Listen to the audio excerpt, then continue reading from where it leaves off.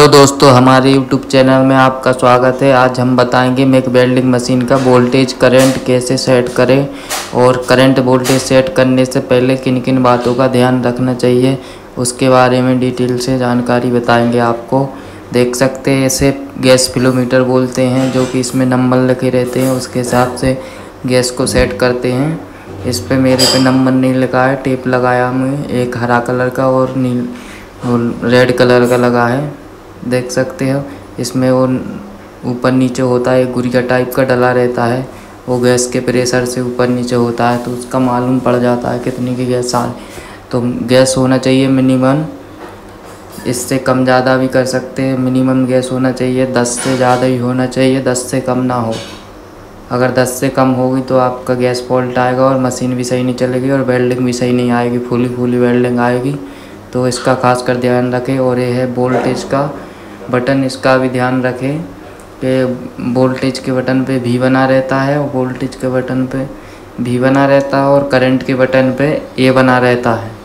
इसका खास कर ध्यान रखें, बटनों का खास कर ध्यान रखना चाहिए, क्योंकि बटनों का ध्यान रखोगे आप जब भी करंट वोल्टेज सेट कर सकते हो।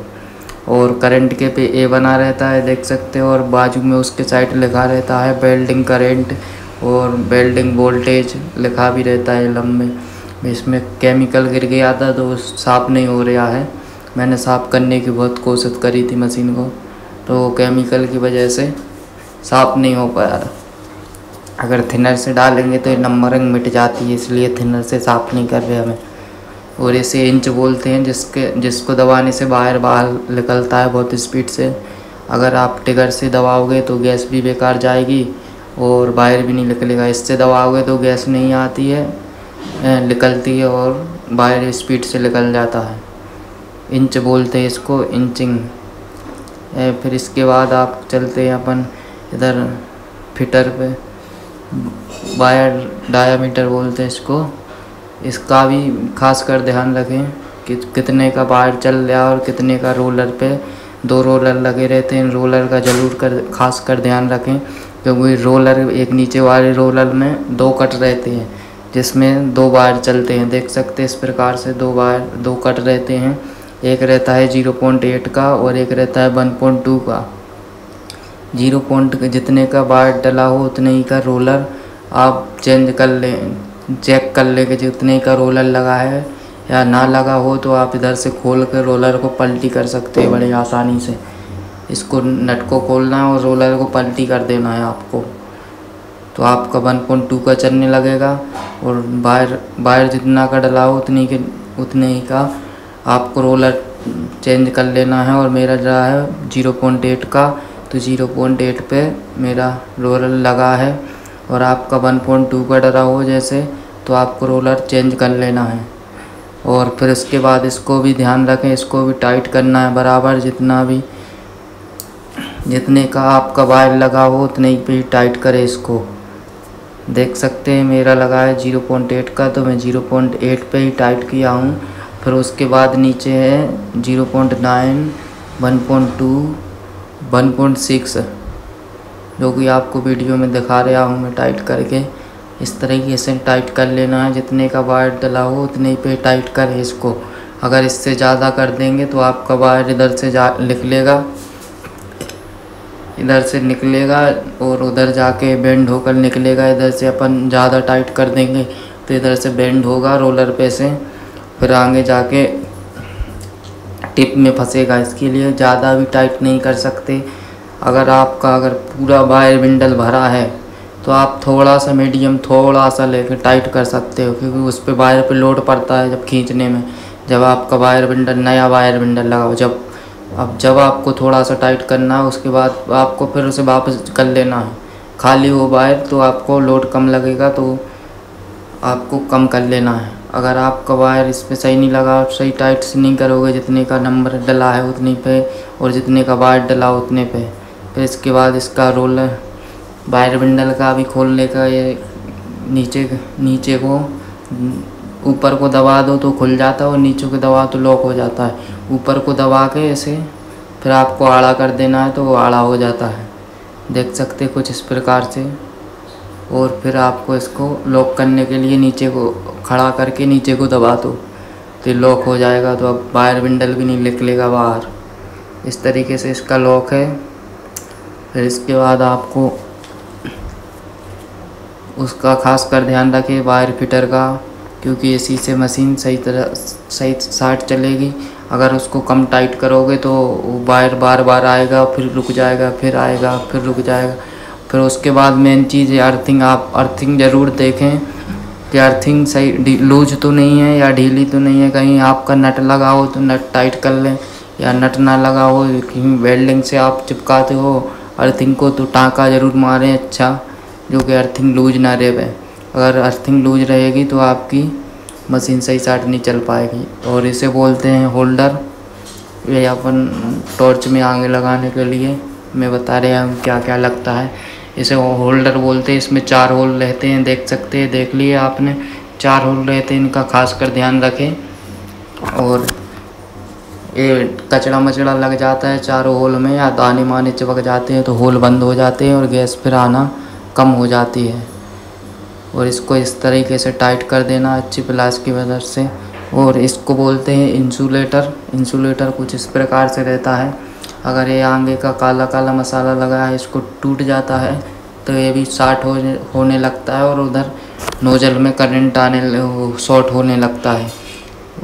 अगर टिप ने से अपन किसी पे रखोगे तो टॉर्च को नोजल को अर्थिंग मिलेगी तो शॉर्ट हो जाता है, तो नोजल भी ख़राब हो जाती है और ये भी ख़राब हो जाता है।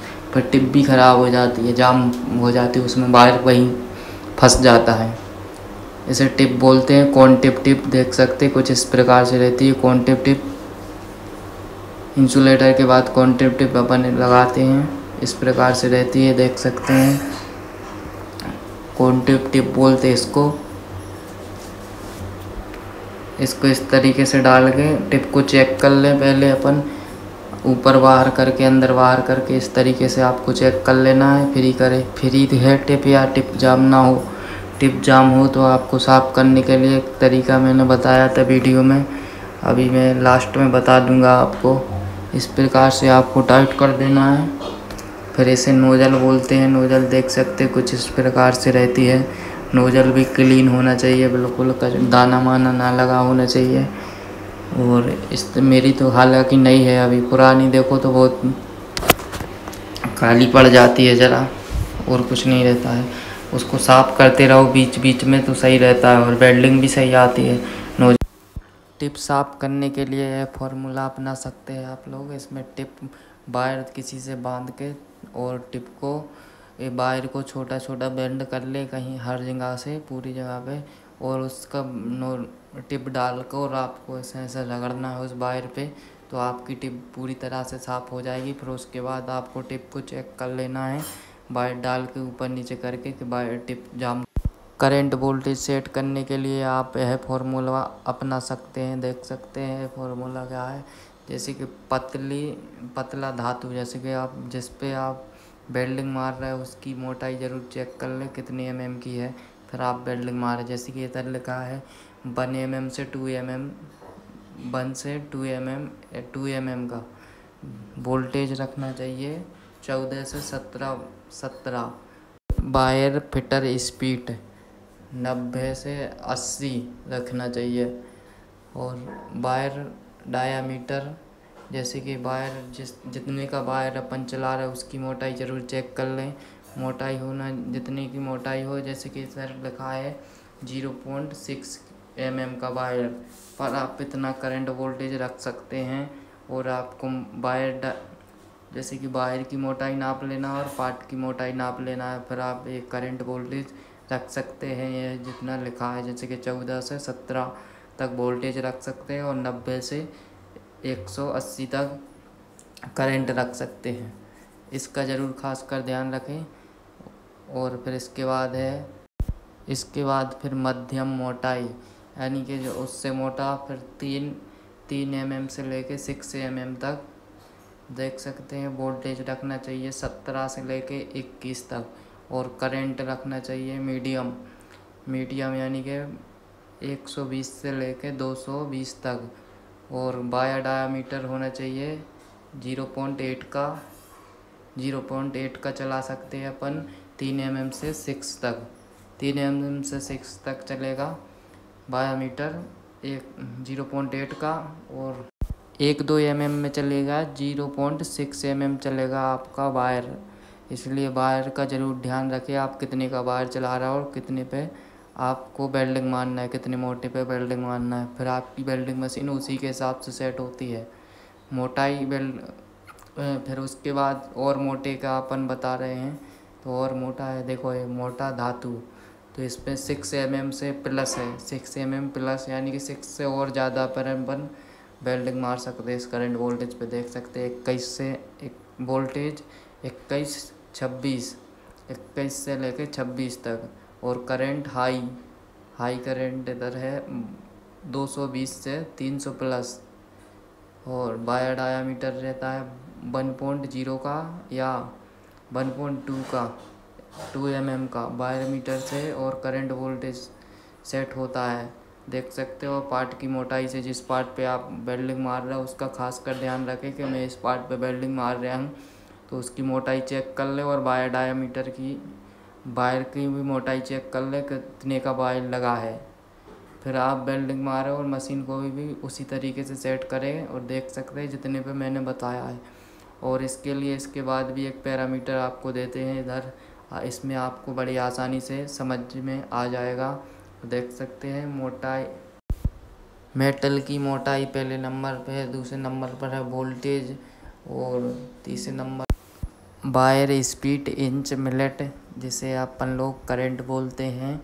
और इसी से आपका वायर स्पीड बोलते हैं। वायर स्पीड इसलिए क्योंकि जितना आप करंट रखोगे उतना ही आपको स्पीड से वायर मिलेगा, आपको आएगा बाहर, और उतनी स्पीड से आपको हाथ चलाना पड़ेगा। इसलिए आप जितनी स्पीड रखोगे वायर की, उतनी स्पीड से आपको हाथ भी चलाना पड़ेगा। इसका भी खास कर ध्यान रखें कि इस पैरामीटर से दिए गए अनुसार आप वेल्डिंग मशीन को सेट नहीं कर सकते। आपको वेल्डिंग हाथ के अनुसार भी करना पड़ेगी, जब भी आप सेट कर सकते हो। हाथ के अनुसार भी वेल्डिंग मशीन को सेट करना पड़ता है, जब आप आराम से सेट कर सकते हो। आप इन तीनों की मदद से वेल्डिंग सेट कर सकते हो। आप इन तीनों की मदद से मशीन सेट कर सकते हैं। और देख सकते हैं पहले नंबर पे है 1 mm, जैसे पार्ट की आपको मोटाई चेक कर लेना है। फिर उसके बाद 1 mm का पार्ट है जैसे, तो आपको 14 वोल्टेज रखना है, 14 और 90 से लेके 120 तक करंट रखना है। और जैसे कि 2 mm का पार्ट है आपका, और उसमें 16 से लेके 17 तक वोल्टेज रखना है, और करंट रखोगे आप 120 से लेकर 180 तक। थोड़ा ऊपर नीचे चलता रहेगा हाथ के अनुसार, मैंने बताया था हाथ के अनुसार आप करंट वोल्टेज ऊपर नीचे कर सकते हैं बड़ी आसानी से। जैसे आप कम हाथ चला रहे तो आप करंट वोल्टेज कर लो, और ज़्यादा चला रहे तो ज़्यादा स्पीड से आप वेल्डिंग। अगर वीडियो पसंद आई हो तो वीडियो को लाइक करें, चैनल को सब्सक्राइब करें। मेरे चैनल पे वेल्डिंग से जुड़ी जानकारी आती रहती है, और मिक वेल्डिंग से जुड़ी जानकारी, और किसी को भी वेल्डिंग सीखना हो तो मेरे चैनल पर बहुत सारी वीडियो डली हैं वेल्डिंग से सीखने।